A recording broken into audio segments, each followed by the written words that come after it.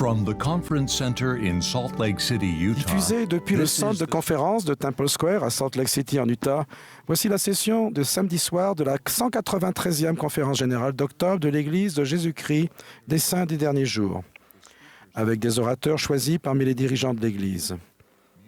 La musique de cette session sera interprétée par un chœur composé de jeunes adultes seuls, résidant dans le comté d'Utah, aux États-Unis.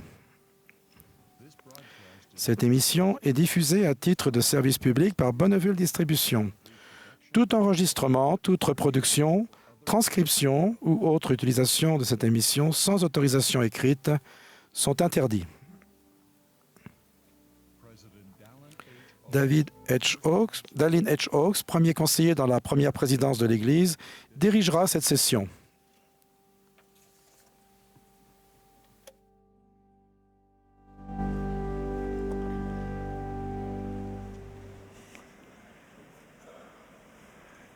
Brothers and sisters, we welcome you most warmly to the Saturday evening session of the 193rd Semi-Annual General Conference of the Church of Jesus Christ of Latter-day Saints.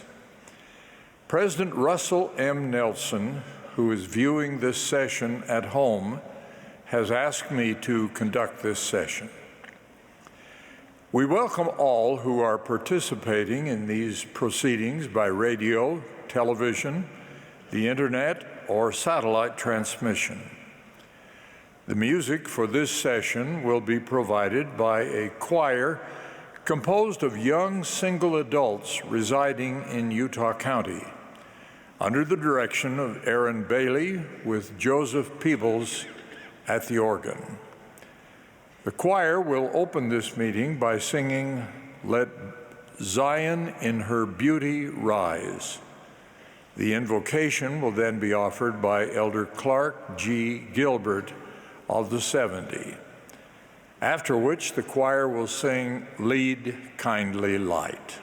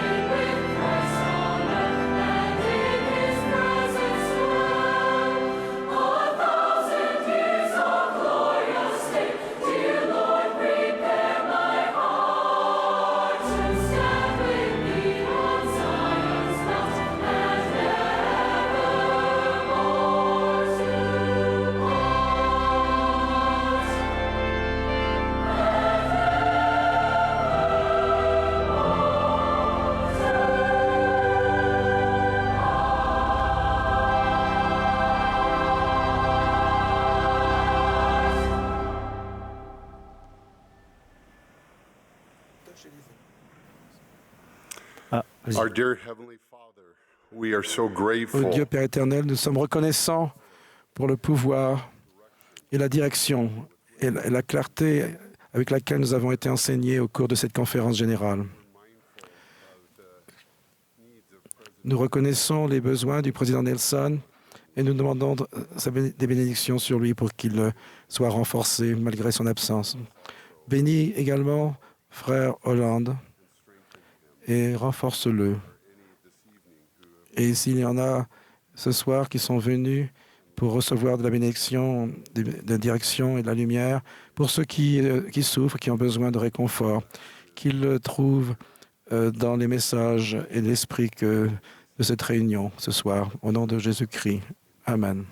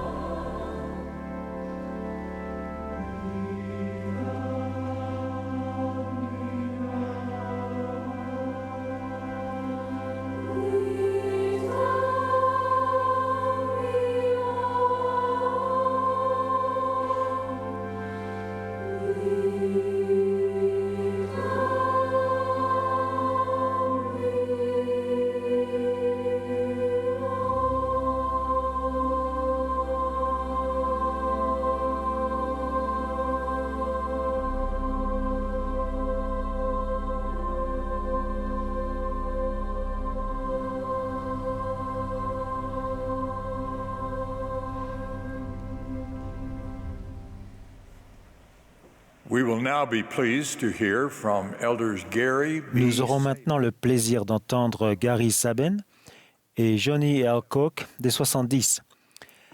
Après leur discours, le chœur chantera « Oui, je crois en Christ ». Nous entendrons ensuite Tamara Runia, première conseillère dans la présidence générale des jeunes filles.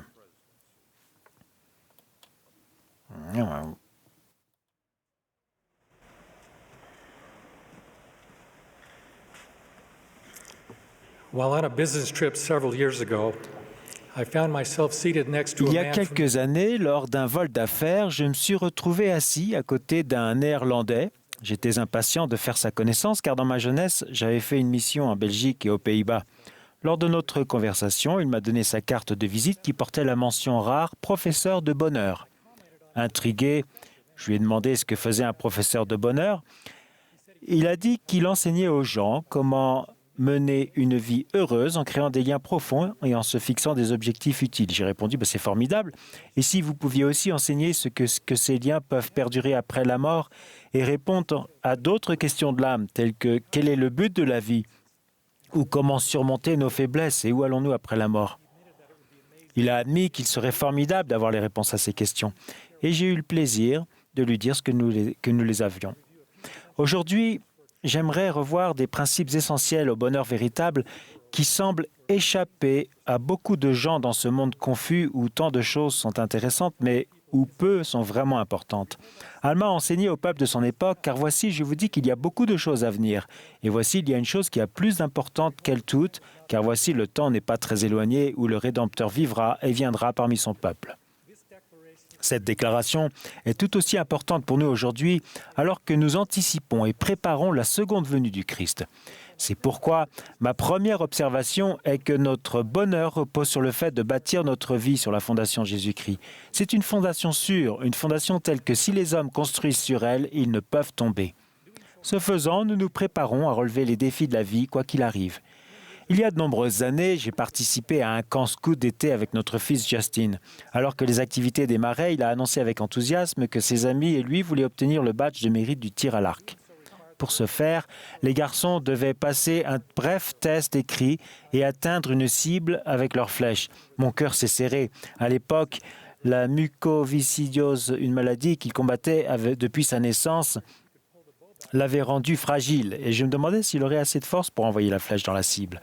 Alors que ses amis et lui partaient pour le cours de tir, j'ai prié silencieusement pour que cette expérience ne soit pas une cause d'humiliation. Quelques heures plus tard, je l'ai vu remonter le chemin vers moi avec un grand sourire. Il s'est exclamé « Papa, j'ai gagné le badge de mérite. J'ai tiré en plein dans le mille. » C'était sur la cible d'à côté, mais c'était en plein dans le mille. Il avait tiré l'arc de toutes ses forces et laissé voler la flèche, incapable de contrôler sa trajectoire. Je remercie infiniment cet instructeur de tir à l'arc compréhensif de n'avoir pas dit « Désolé, mauvaise cible ». Au contraire, en voyant les limites et les efforts sincères de Justine, il a gentiment déclaré « Bravo ». Il en sera ainsi pour nous si nous faisons vraiment de notre mieux pour suivre le Christ et ses prophètes malgré nos limites. Si nous venons à lui en respectant nos alliances et en nous repentant de nos péchés, nous entendrons avec joie les éloges de notre Sauveur. C'est bien, bon et fidèle serviteur. Je témoigne de la divinité du Sauveur du monde, de son amour rédempteur et de son pouvoir de nous guérir, de nous fortifier, de nous élever lorsque nous nous efforçons sincèrement de venir à lui. Inversement, il n'est pas possible de suivre la foule et en même temps Jésus. Le Sauveur a vaincu la mort, la maladie et le péché et a ouvert la voie à notre perfection ultime si nous le suivons de tout notre cœur. Ma deuxième observation est qu'il est crucial pour notre bonheur de nous rappeler que nous sommes les fils et les filles d'un Père céleste aimant. La connaissance de cette réalité et la confiance que nous avons en elle changent tout. Il y a plusieurs années, lors d'un vol de retour d'une tâche pour l'Église, Sœur Sabin et moi étions assis derrière un homme à la stature imposante. À l'arrière de son crâne était tatoué un grand visage menaçant avec le numéro 439. Lorsque nous avons atterri, j'ai dit « Excusez-moi, monsieur, puis-je vous demander la signification du numéro tatoué à l'arrière de votre tête ?» Je n'ai pas osé lui parler du visage menaçant.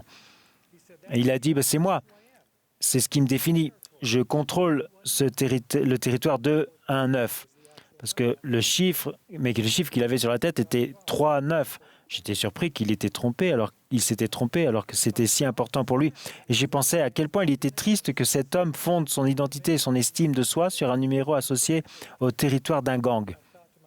Je me suis dit que cet homme, à l'air dur, avait autrefois été le petit enfant d'une personne et qu'il avait encore besoin de se sentir valorisé, d'appartenir à un groupe. Si seulement il savait qui il était vraiment et à qui il appartenait vraiment, car nous avons tous été achetés à prix d'or. Une phrase très sage, extraite d'une chanson du film Le Prince d'Égypte, conseille de regarder sa vie par les yeux de Dieu. Au fur et à mesure que la connaissance de notre lignée divine et de notre potentiel éternel s'enracine profondément dans notre âme, nous serons en mesure de considérer la vie comme une aventure qui se déroule dans un but précis et vise à nous permettre d'apprendre et de progresser, même si nous voyons au moyen d'un miroir d'une manière obscure pour une courte saison. La troisième caractéristique du bonheur est de toujours se souvenir de la valeur des âmes. Le meilleur moyen d'y parvenir est de suivre l'exhortation du Sauveur. Aimez-vous les uns les autres comme je vous ai aimé. Il a aussi enseigné, toutes les fois que vous avez fait ces choses à l'un des plus petits de mes frères, c'est à moi que vous les avez faites. Le livre des Proverbes enseigne ce sage conseil. Ne refuse pas un bienfait à celui qui y a droit, car tu as le pouvoir de l'accorder. Nous ne regretterons jamais d'avoir été trop gentils. Aux yeux de Dieu, la bonté est synonyme de grandeur. Elle consiste notamment à pardonner et à ne pas porter de jugement. Il y a de nombreuses années, notre jeune famille, est allée voir un film pour la soirée familiale. Nous étions tous dans la voiture, à l'exception de l'un de nos fils et de ma femme Valérie. Il faisait nuit dehors et alors que notre fils ouvrait la porte et courait vers la voiture, il a accidentellement donné un coup de pied dans ce qu'il pensait être notre chat sous le porche. Malheureusement, pour notre fils et ma femme, qui étaient juste derrière lui, ce n'était pas notre chat, mais plutôt une moufette très mécontente qui le leur a fait savoir. Nous sommes retournés à la maison où ils ont tous deux pris une douche, se sont lavés les cheveux avec du jus de tomate, le remède censé éliminer à coup sûr l'odeur de moufette. Le temps qu'ils se nettoient et se changent, nous étions tous désensibilisés à toute odeur et nous avons donc décidé qu'en fin de compte, nous pouvions aller voir notre film. Une fois assis au fond de la salle du cinéma, les gens autour de nous ont soudain décidé l'un après l'autre d'aller chercher du pop-corn. Mais lorsqu'ils sont revenus, personne n'est retourné à sa place initiale.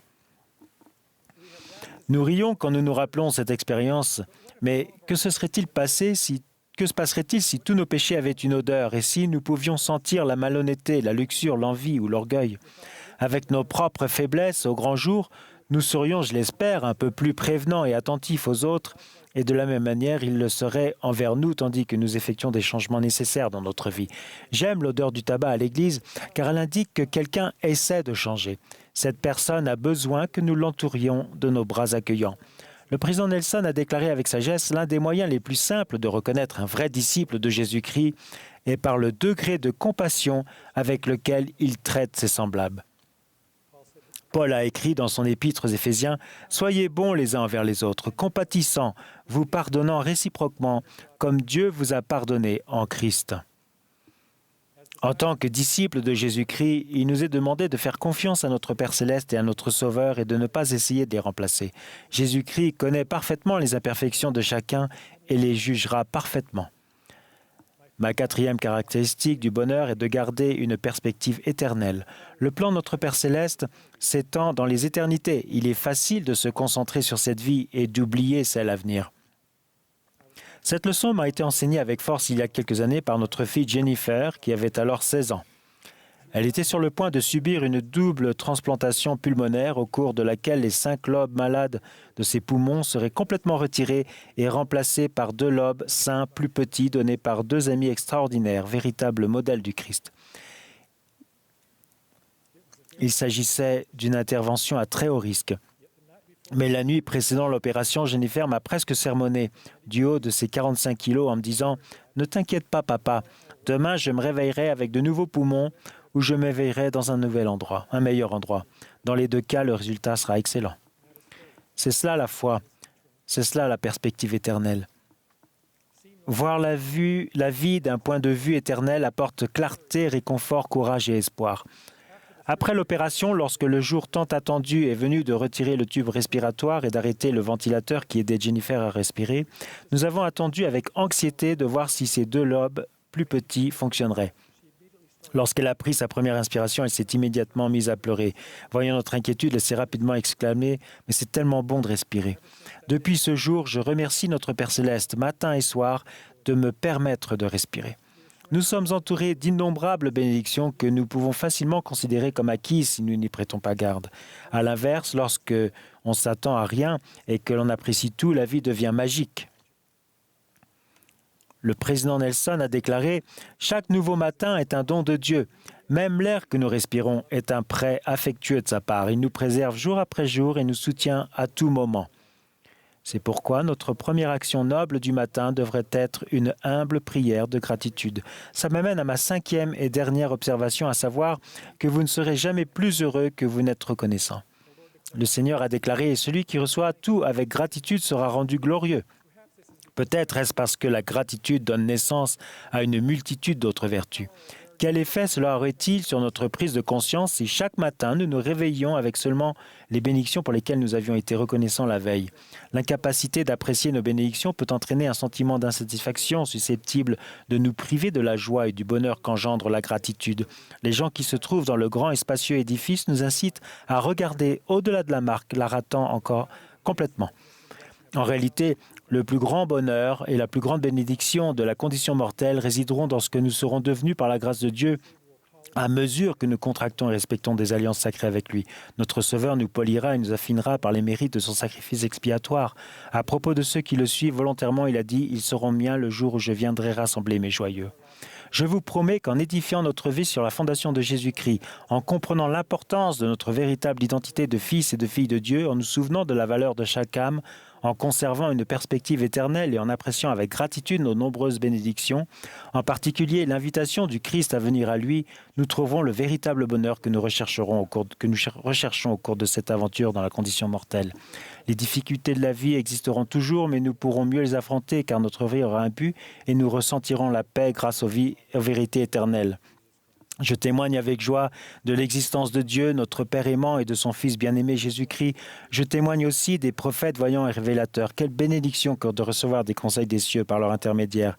Comme le Sauveur l'a déclaré, que ce soit par ma voix ou par la voix de mes serviteurs, c'est la même chose. Au nom sacré de Jésus-Christ, Amen.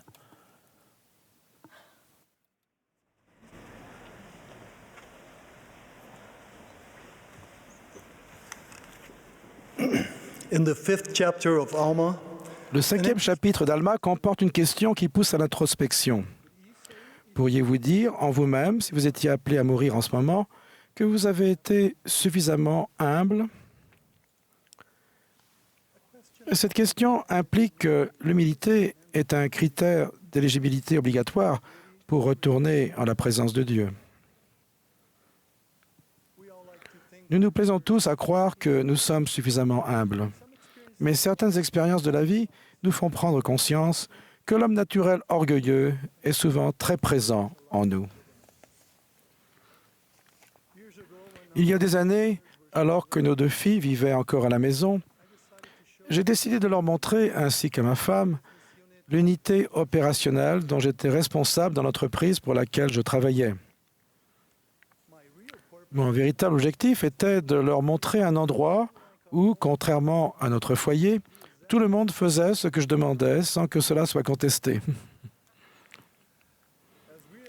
En arrivant à la barrière principale, qui habituellement s'ouvrait automatiquement à l'approche de ma voiture, j'ai été surpris de voir que cette fois-ci, elle ne s'était pas ouverte.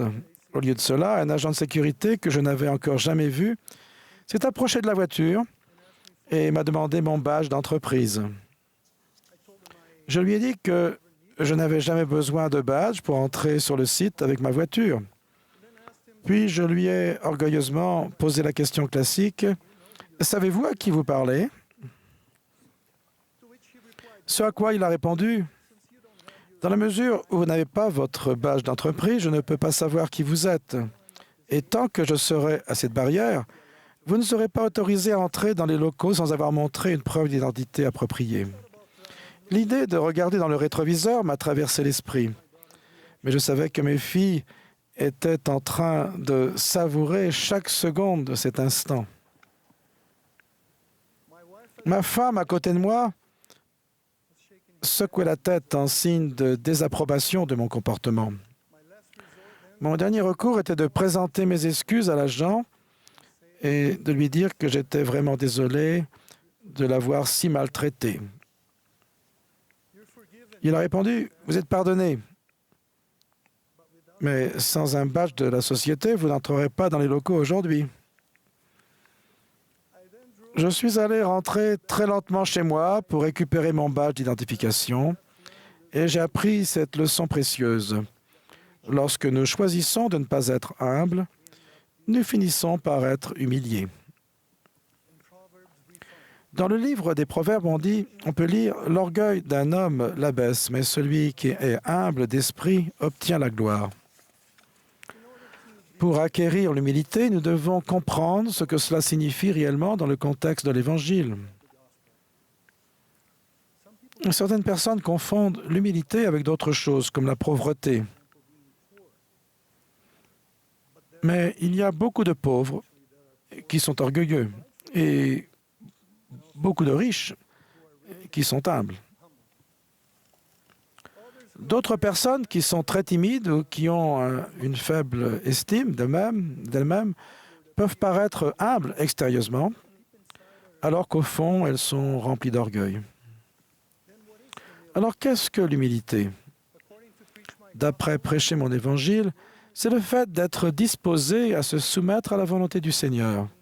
Cela signifie être disposé à apprendre. C'est un élément essentiel à la progression spirituelle. Nous avons tous de nombreuses occasions d'améliorer notre pratique de cette vertu chrétienne. J'aimerais d'abord examiner à quel point nous avons été ou devrions être humbles en ce qui concerne le fait de suivre les conseils de notre prophète. Voici à quoi pourrait ressembler un questionnaire personnel à remplir. Mentionnons-nous le nom complet de l'Église dans chacune de nos interactions? Le président Nelson a dit, je cite, « Supprimer le nom du Seigneur de l'Église du Seigneur constitue une victoire considérable pour Satan. » Point de citation. Laissons Dieu prévaloir dans notre vie en acceptant l'invitation très précise que notre prophète nous a lancée. Aujourd'hui, j'exhorte vos membres du monde entier, à montrer la voie en abandonnant toute attitude et action empreinte de préjugés. Vainquons-nous le monde en faisant davantage confiance à la doctrine du Christ qu'aux philosophies des hommes, comme notre prophète l'a enseigné? Sommes-nous devenus des artisans de paix qui disent des choses positives aux gens et à leur sujet?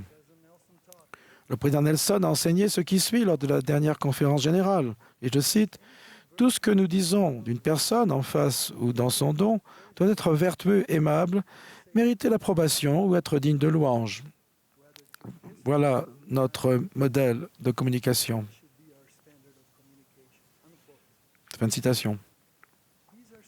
Ce sont des consignes simples mais puissantes. Souvenez-vous que tout ce que le peuple de Moïse avait à faire pour être guéri était de regarder le serpent d'airain que le prophète avait élevé. Mais à cause de la simplicité du moyen ou de sa facilité, il y en a eu beaucoup qui ont péri. Au cours de cette conférence, nous avons entendu et continuerons d'entendre les instructions sûres de nos prophètes et apôtres. C'est l'occasion parfaite pour cultiver l'humilité et laisser notre conviction profonde que le Seigneur parle par l'intermédiaire de ses dirigeants choisis, engloutir nos opinions tranchées.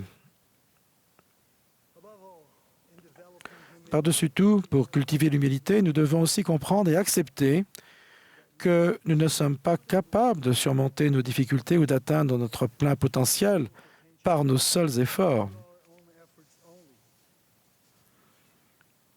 Dans le monde entier, particulièrement sur les plateformes numériques, des orateurs, des écrivains, des entraîneurs et des influenceurs nous disent que tout ne dépend que de nous et de nos actions.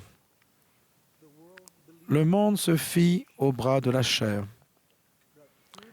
Mais grâce à l'Évangile rétabli, nous avons appris que nous dépendons grandement de la bonté de notre Père céleste et de l'expiation de notre Sauveur Jésus-Christ, car nous savons que c'est par la grâce que nous sommes sauvés, après tout ce que nous pouvons faire.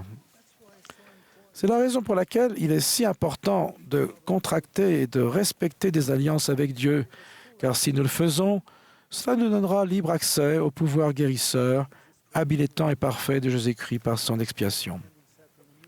L'assistance hebdomadaire à la réunion de Sainte-Seine et la fréquentation régulière du temple pour participer aux ordonnances, recevoir et renouveler nos alliances est un signe que nous reconnaissons notre dépendance envers notre Père céleste et notre Sauveur Jésus-Christ.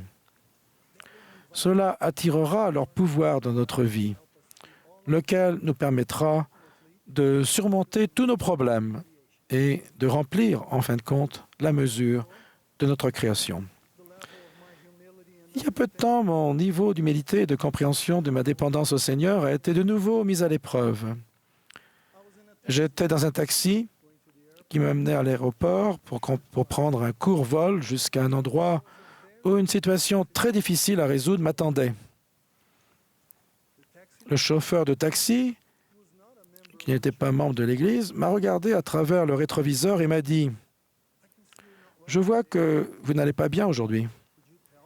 Vous l'avez remarqué ?» Et je répliquai. Il a dit « Bien sûr, il y a un lot très négatif autour de vous. » Je lui ai expliqué que j'avais une situation très difficile à gérer. Puis il m'a demandé « Avez-vous fait tout ce qui est en votre pouvoir pour résoudre le problème ?» J'ai répondu que j'avais fait tout ce que je pouvais. Il a alors dit, et je ne l'oublierai jamais, « Laissez cela entre les mains de Dieu et tout ira bien. » Je confesse que j'ai été tenté de lui demander « Est-ce que vous savez à qui vous parlez ?» Mais je ne l'ai pas fait. Ce que j'ai fait, c'est m'humilier dans la prière devant le Seigneur tout au long de ce vol d'1 heure, en demandant l'aide divine. En sortant de l'avion, j'ai appris que la situation difficile avait déjà été réglée et que ma présence n'était même plus nécessaire. Frères et sœurs, le commandement, l'invitation et la promesse du Seigneur sont clairs et réconfortants. Sois humble, et l'Éternel, ton Dieu, te conduira par la main et te donnera la réponse à tes prières.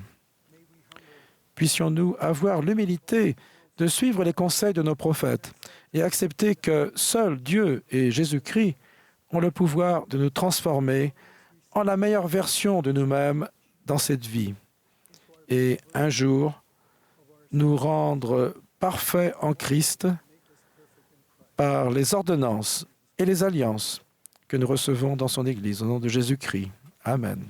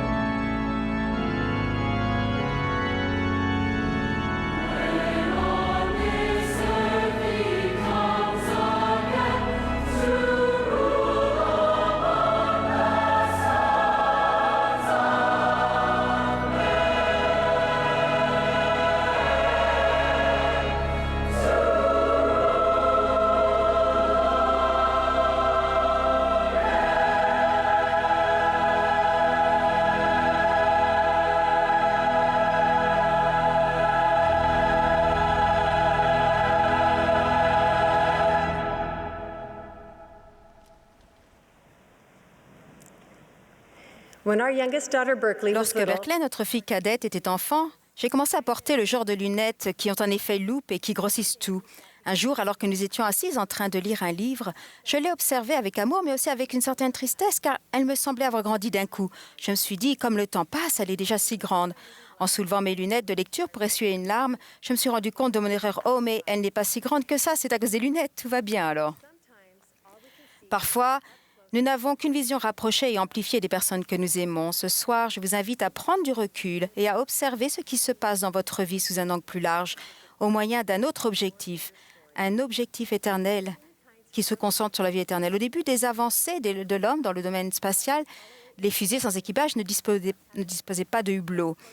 Mais lors de la mission d'Apollo 8 à destination de la Lune, les astronautes en avaient un. Tandis qu'ils flottaient dans l'espace, ils furent frappés par la vision de la Terre et prirent une photo spectaculaire qui capta l'attention du monde entier. Ces astronautes connurent une sensation si forte que celle-ci porte un nom, l'effet de surplomb. Le fait d'adopter un nouveau point de vue change tout. Un voyageur spatial a dit « Cela réduit les choses à une taille qui semble gérable. Nous pouvons réussir. On peut obtenir la paix sur Terre. Cela donne aux gens ce type d'énergie, ce type de pouvoir. » En tant qu'humains, nous avons un point de vue terrestre, tandis que Dieu possède une vue d'ensemble de l'univers. Il voit toutes les créations, il voit chacun de nous et il est rempli d'espérance. Est-il possible d'avoir la même vision que Dieu, bien que nous vivions à la surface de cette planète, c'est-à-dire d'avoir cette vue d'ensemble? Je crois qu'à travers l'œil de la foi, nous pouvons prendre du recul et avoir une vision de nous-mêmes et de notre famille pleine d'espérance et de joie. Les Écritures en attestent. Moroni parle des gens dont la foi était tellement forte qu'ils ont vu avec l'œil de la foi et ils s'en sont réjouis. En ayant l'œil fixé sur le Sauveur, ils ont ressenti de la joie et ont compris cette vérité. Grâce au Christ, tout va bien. Toutes les choses pour lesquelles vous vous inquiétez vont s'arranger. Les personnes qui regardent avec l'œil de la foi ressentiront que tout ira bien dès maintenant. J'ai traversé une période difficile lorsque j'étais en dernière année au lycée, car je ne faisais pas de très bons choix. Je me rappelle avoir vu ma mère pleurer et m'être demandé si je l'avais déçue. À ce moment-là, je craignais que ces larmes ne signifient qu'elle avait perdu tout espoir en moi. Et dans ce cas, il n'y avait peut-être pas de retour possible. Cependant, mon père savait vraiment comment prendre du recul et adopter une vision à long terme. Il avait appris, par expérience, que l'inquiétude ressemble beaucoup à l'amour, mais que c'est aussi très différent. Il a utilisé l'œil de la foi pour voir que tout s'arrangerait et sa vision optimiste m'a transformée. Une fois diplômée de l'enseignement secondaire, je suis allée étudier à l'université Brigham Young et mon père m'a écrit plusieurs lettres qui m'ont rappelé qui j'étais. Il était devenu mon mentor.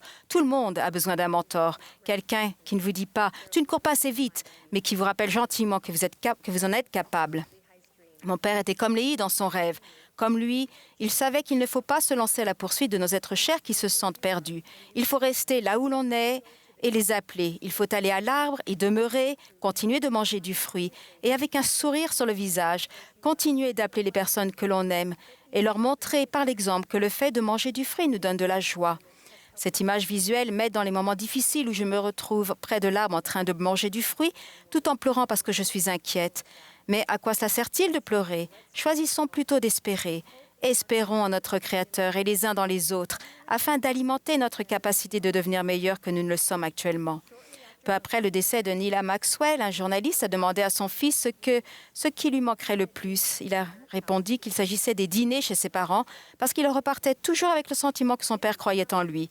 C'était à peu près à l'époque où nos enfants adultes commençaient à venir dîner le dimanche à la maison avec leurs conjoints. Pendant la semaine, je me surprenais à dresser mentalement des listes de choses que je pourrais leur rappeler le dimanche, comme « Essaie peut-être d'aider un peu plus avec les enfants à la maison » ou « N'oublie pas de faire preuve d'écoute ». Quand j'ai lu ce commentaire de frère Maxwell, j'ai abandonné mes listes et fait taire ma voix critique, de sorte qu'en voyant mes enfants adultes à nos dîners chaque semaine, je me concentrais sur les nombreuses choses positives qu'ils faisaient déjà. Quand Ryan, notre fils aîné, est décédé quelques années plus tard, je me souviens avoir été reconnaissante pour les moments plus heureux et plus positifs que nous avons passés ensemble. Afin d'interagir avec un être aimé, peut-on se poser cette question? Ce que je m'apprête à faire ou dire sera-t-il utile ou blessant?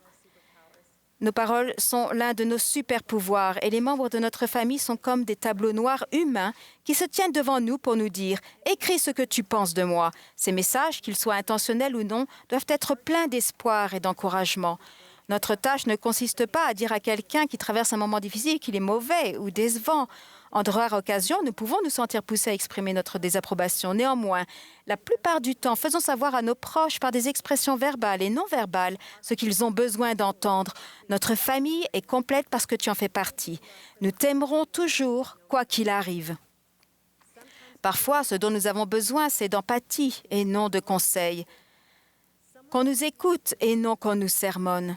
Nous avons besoin d'une personne qui nous écoute et qui se demande « Dans quel état d'esprit devrais-je être pour penser comme elle ?» Rappelez-vous que la famille est un laboratoire que Dieu nous a donné pour rechercher des solutions. Les faux pas et les erreurs d'appréciation ne sont donc pas seulement possibles, mais fort probables. Ne serait-il pas intéressant qu'à la fin de notre vie, nous puissions voir que ces relations, même dans les moments difficiles, sont précisément ce qui nous a aidés à devenir plus semblables à notre Sauveur.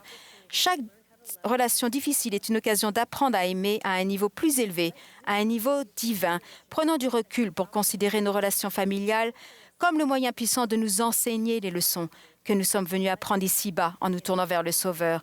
Admettons que dans ce monde déchu, il n'existe pas de moyen d'être parfait, qu'il s'agisse d'un conjoint, d'un parent, d'un fils, d'une fille, d'un petit enfant, d'un mentor ou d'un ami, mais qu'il existe des millions de façons de faire preuve de bonté.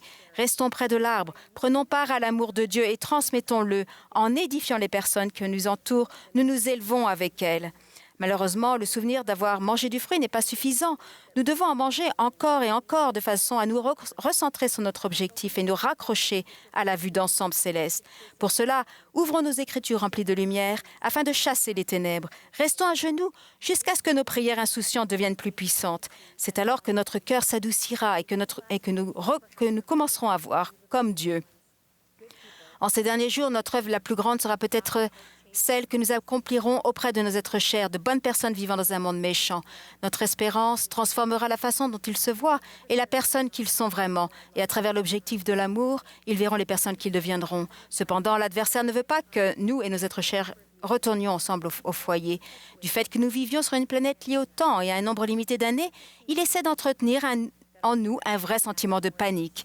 Il est difficile, lorsque notre objectif est un gros plan, de voir que notre direction importe plus que notre vitesse.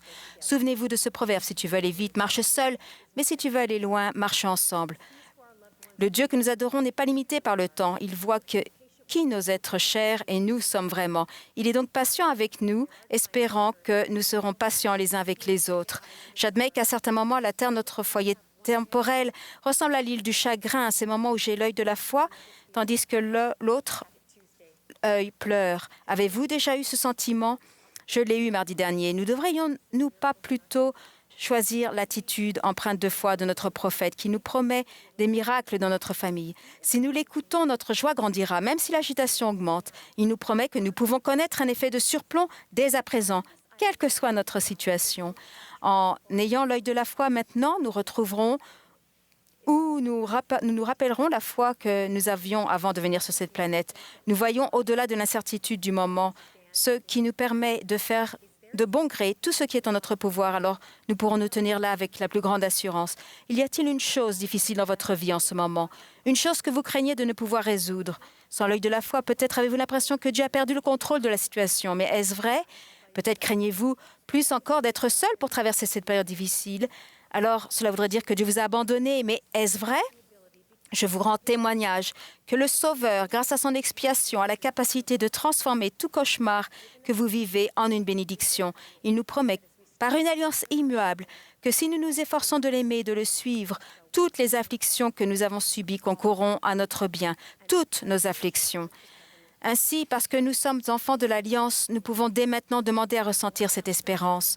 Bien que notre famille ne soit pas parfaite, nous pouvons perfectionner notre amour à l'égard d'autrui jusqu'à ce qu'il devienne constant, immuable et inconditionnel, le genre d'amour qui encourage à changer et permet de progresser et de revenir.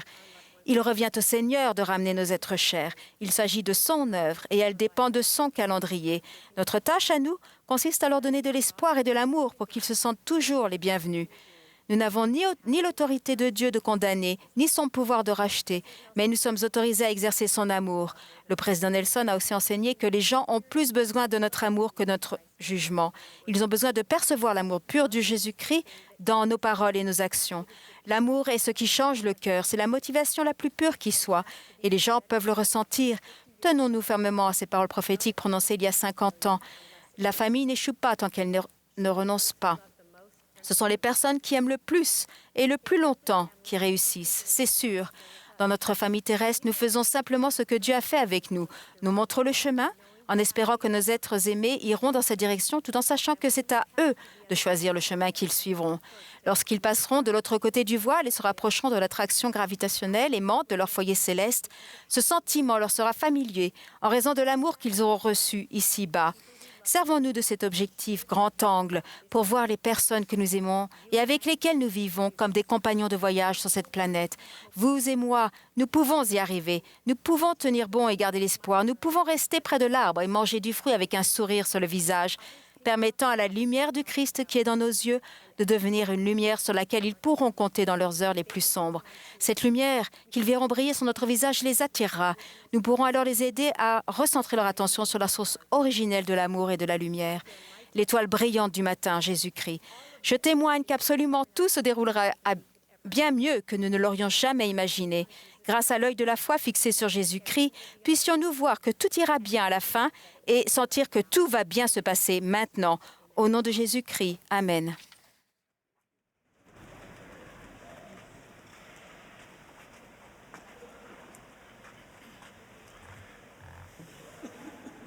We are grateful to all who have given us Nous remercions les orateurs qui ont pris la parole et le Tabernacle Choir à Temple Square pour la belle musique qu'ils ont le chœur des jeunes adultes la musique qu'ils ont fournie. Le dernier orateur de cette session sera Ulysse Suarez du Collège des 12 apôtres. Après son discours, le chœur terminera cette réunion en chantant « Arise, O God, and shine ». Ensuite, frère Juan Pablo Villar, des 70, fera la prière de clôture.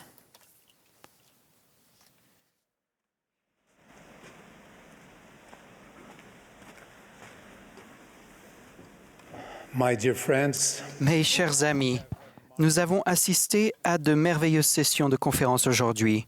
Nous avons tous ressenti l'Esprit du Seigneur et son amour à travers les magnifiques messages de nos dirigeants. Je suis honoré de m'adresser à vous ce soir pour terminer cette session. Je prie pour que l'Esprit du Seigneur reste avec nous, tandis que nous nous réjouissons ensemble en qualité de véritables frères et sœurs en Christ. Notre cher prophète, le président Nelson, a déclaré « J'exhorte nos membres du monde entier à montrer la voie en abandonnant les attitudes et les actions empreintes de préjugés. Je vous supplie de promouvoir le respect de tous les enfants de Dieu. » Pour une Église mondiale en croissance perpétuelle, le fait de suivre cette invitation de notre prophète est une condition préalable essentielle à l'édification du royaume du Sauveur dans toutes les nations du monde. L'Évangile de Jésus-Christ enseigne que nous sommes tous des fils et des filles d'esprit de parents célestes qui nous aiment véritablement et que nous avons vécu en famille, en présence de Dieu, avant de naître sur cette terre.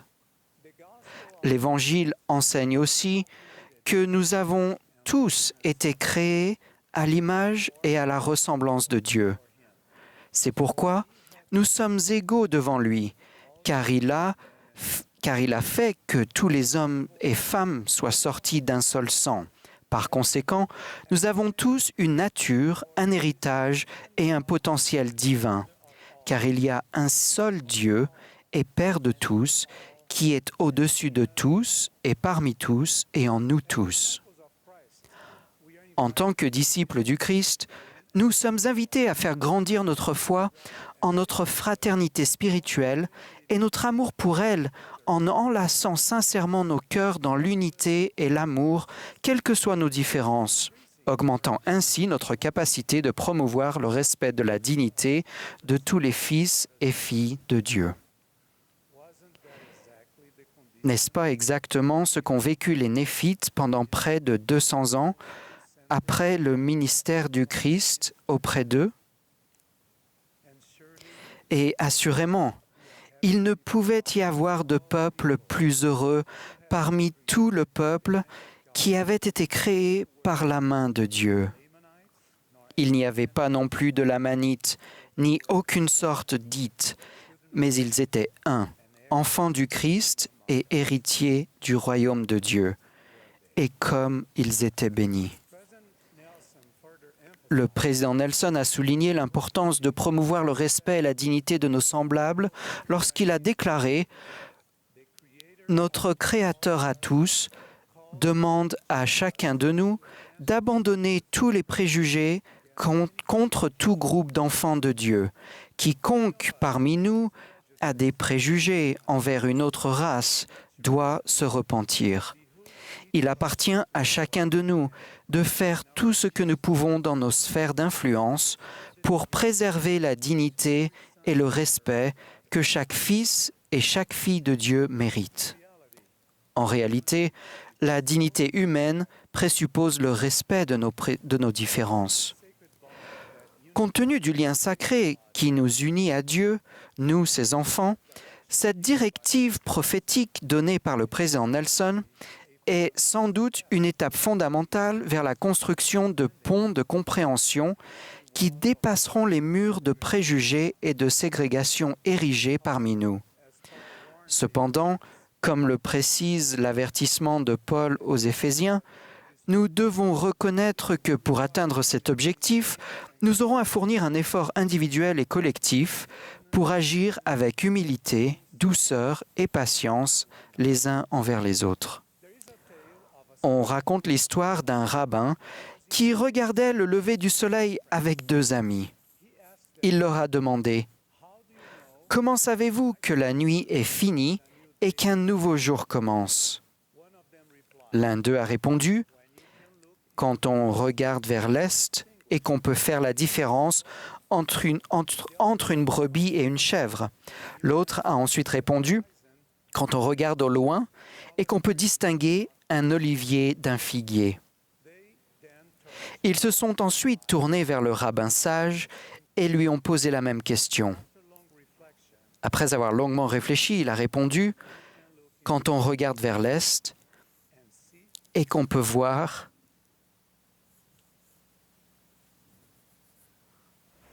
the face of a man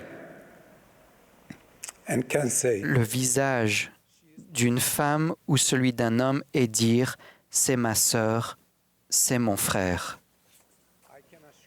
Mes chers amis, je peux vous assurer que la lumière d'un jour nouveau brille davantage dans notre vie lorsque nous considérons et traitons nos semblables avec respect et dignité et les voyons comme de vrais frères et sœurs en Christ. Pendant son ministère terrestre, Jésus a parfaitement illustré ce principe tandis qu'il allait de lieu en lieu faisant du bien à tous les gens, les invitant à venir à lui et à prendre part à sa bonté, quelle que soit leur origine, leur classe sociale ou leur attribut culturel.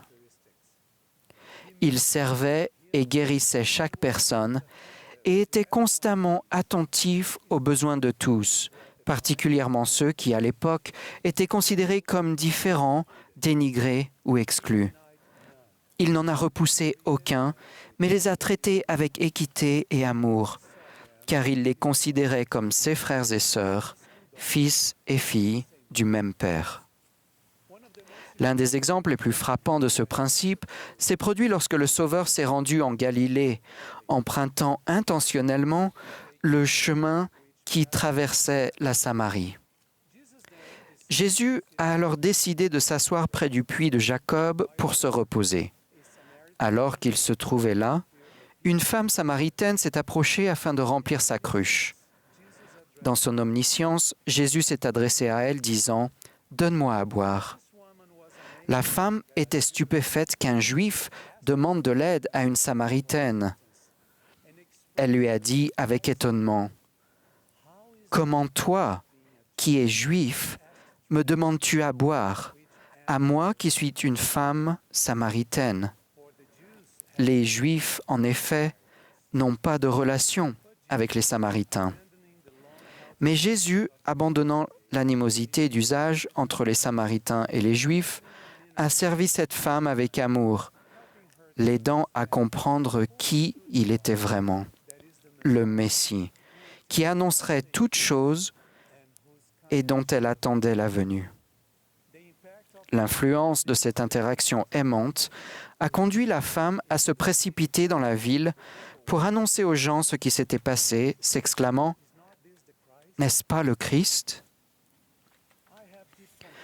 J'ai une compassion profonde pour les personnes qui ont été maltraitées, rabaissées ou persécutées par des gens insensibles et irréfléchis, parce qu'au cours de ma vie, j'ai été témoin de la peine que subissent de bonnes personnes lorsqu'elles sont jugées ou rejetées pour leur manière de parler, leur apparence ou leur façon de vivre. J'éprouve également une vraie tristesse pour ceux dont l'esprit est enténébré, dont la vision est limitée et dont le cœur est endurci par la croyance en l'infériorité de ceux qui sont différents d'eux. Leur vision limitée des autres les empêche de voir pleinement qui ils sont en qualité d'enfants de Dieu.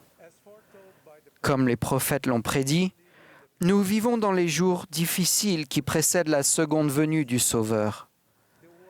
Le monde en général souffre de forts clivages, accentués par des divisions raciales, politiques et socio-économiques. Parfois, ces divisions finissent par influencer ce que les gens pensent de leurs semblables et leur manière d'agir avec eux. C'est pour cette raison qu'il n'est pas rare de voir les gens qualifiés d'inférieurs, la façon de penser, d'agir et de parler des personnes d'autres cultures, races et ethnies. Faisant usage d'idées préconçues, erronées et souvent sarcastiques, ils suscitent du mépris, de l'indifférence, du manque de respect et même des préjugés à leur égard. Ces comportements trouvent racine dans l'orgueil, l'arrogance et la jalousie, qui sont les caractéristiques d'une nature charnelle et sont totalement contraires aux vertus chrétiennes. Cette conduite est inappropriée pour les personnes qui s'efforcent d'être de vrais disciples du Christ. Il n'y a pas de place pour les préjugés et les actions qui en découlent dans la communauté des saints. En tant que fils et filles de l'Alliance, nous pouvons contribuer à éliminer ce genre de comportement en regardant les différences apparentes qui existent entre nous avec les yeux du Sauveur et en nous basant sur ce que nous avons en commun, notre identité et notre parenté divine. De plus, nous pouvons nous efforcer de voir le reflet de nos rêves, espoirs, peines et souffrances dans ceux de notre prochain. En tant qu'enfants de Dieu, nous sommes tous compagnons de route, égaux dans notre imperfection et dans notre capacité de progresser. Nous sommes invités à marcher ensemble dans la paix, le cœur rempli d'amour envers Dieu et envers tous les hommes, ou, comme Abraham Lincoln l'a exprimé, sans malice pour personne et rempli de charité pour tous. Avez-vous déjà réfléchi à la façon dont le respect de la dignité et de l'égalité humaine est illustré par la manière simple dont nous sommes habillés dans la maison du Seigneur? Nous sommes tous au temple unis dans un seul but, et remplis du désir d'être purs et saints en la sainte présence du Seigneur. Vêtus de blanc, nous sommes tous reçus par le Seigneur lui-même comme ses enfants bien-aimés, hommes et femmes de Dieu, descendants du Christ. Nous avons la bénédiction d'accomplir les mêmes ordonnances, de contracter les mêmes alliances, de nous engager à mener une vie plus élevée et plus sainte et de recevoir les mêmes promesses éternelles. Unis dans notre objectif, nous nous voyons les uns les autres avec de nouveaux yeux et dans notre unité, nous célébrons nos différences en tant qu'enfants divins de Dieu. Récemment, j'ai eu l'occasion d'escorter de hauts responsables et représentants du gouvernement brésilien lors d'une visite guidée du temple de Brasilia. Le vice-président du Brésil et moi, nous sommes arrêtés dans les vestiaires où nous avons discuté des vêtements blancs que nous portons tous à l'intérieur du temple. Je lui ai expliqué que l'emploi universel de vêtements blancs symbolise le fait que nous sommes tous pareils pour Dieu et que dans le temple, notre identité n'est pas celle de vice-président d'un pays ou de dirigeant de l'Église, mais celle éternelle d'enfant d'un Père céleste aimant.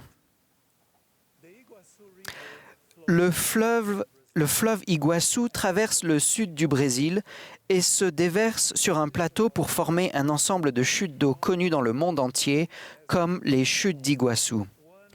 C'est l'une des créations les plus belles et les plus impressionnantes de Dieu sur la terre, considérée comme l'une des 7 merveilles naturelles du monde. Un volume d'eau gigantesque afflue dans un seul fleuve, puis se sépare, formant des centaines de chutes d'eau sans égales. Métaphoriquement, cet ensemble phénoménal de chutes d'eau est le reflet de la famille de Dieu sur la terre, car nous avons la même origine et la même valeur spirituelle, issue de notre parenté et héritage divin.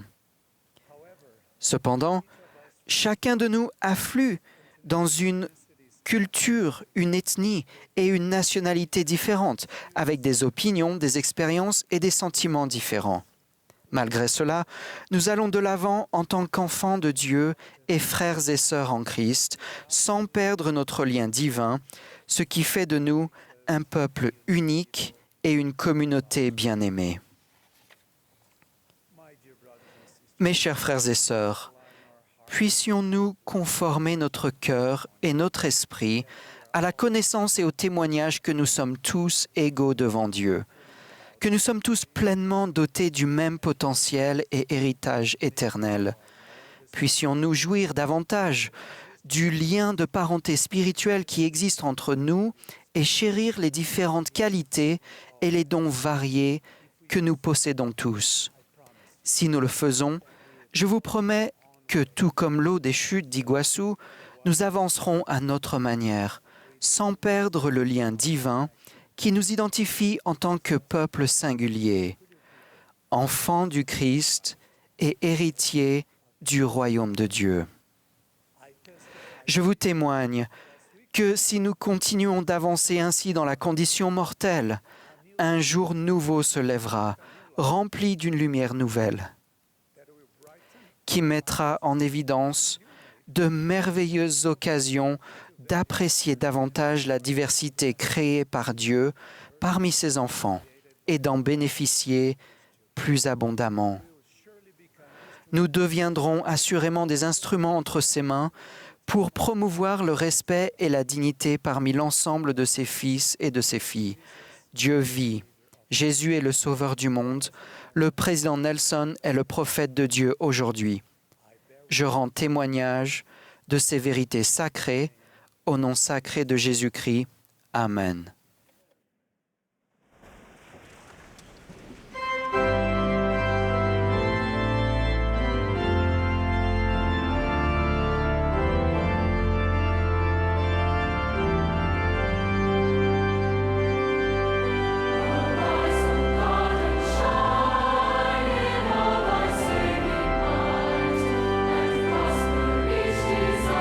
Spread thy glorious light.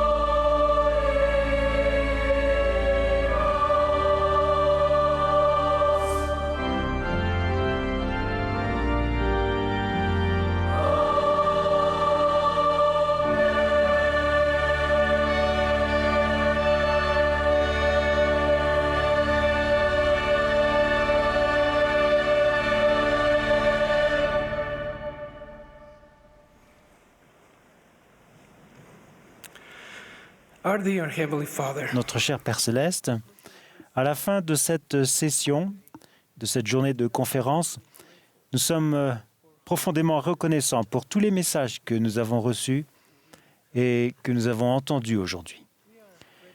Nous sommes reconnaissants pour ton évangile et pour les vérités rétablies auxquelles nous avons accès. Nous sommes reconnaissants pour les prophètes, voyants et révélateurs, et pour les directives qui nous donnent pour notre vie. Nous sommes reconnaissants pour ton Fils, Jésus-Christ, son expiation infinie, son sacrifice. Cher Père, nous te demandons, nous prions pour ton amour, ton aide, que nous vivions en accord avec les messages que nous avons reçus, en accord avec les inspirations, les sentiments que nous avons reçus aujourd'hui. Et nous te demandons de bénir le président Nelson et frère Hollande et les membres de la première présidence et du Collège des 12 apôtres. Père, nous t'aimons et nous te demandons de nous fortifier, de nous soutenir afin que nous vivions selon les commandements et les inspirations que nous avons reçues aujourd'hui. Nous prions pour ton aide, que nous ne faisions pas qu'écouter, mais que nous appliquions aussi ta parole. Et nous disons ces choses au nom de ton Fils, notre Sauveur et Rédempteur, Jésus-Christ. Amen.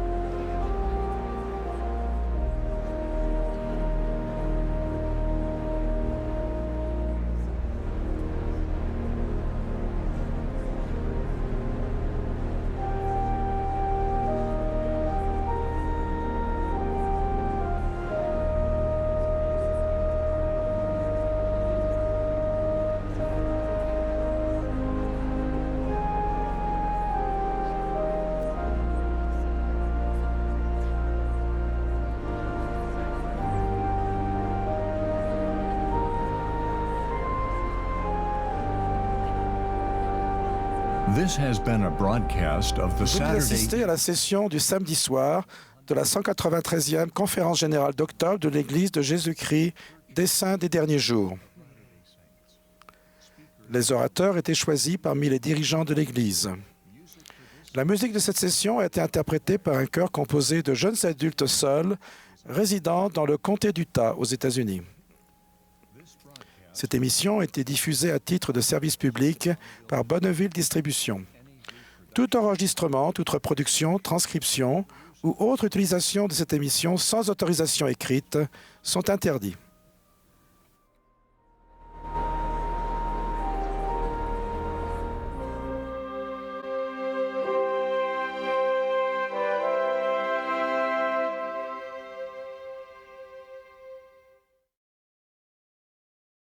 Bonjour et merci de vous être joint à des millions de